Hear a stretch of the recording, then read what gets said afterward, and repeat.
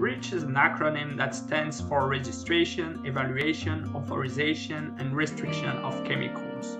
This is a very broad European regulation that applies to substances, mixtures and so-called articles. This video will focus on the applicable requirements to articles.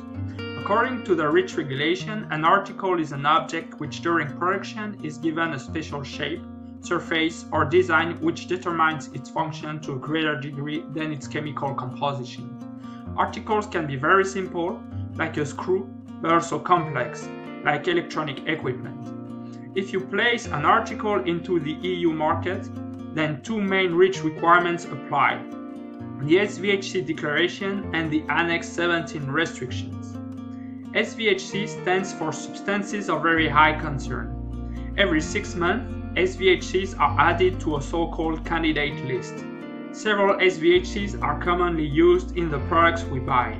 There are, for example, lead, ethylene glycol dimethyl ether, EGDME, short-chain chlorinated paraffins, SCCPs, diarsenic trioxide, or DIHP.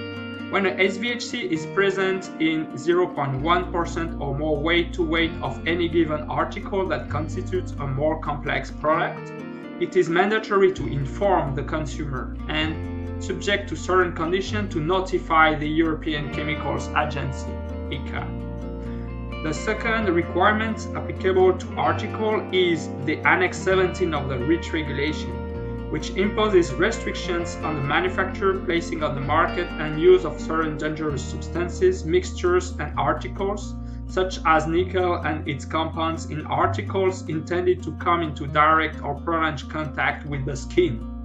Like the SVHC list, the Annex XVII restriction list is regularly updated. To access these up-to-date lists and for more details, please visit enviropass.ca.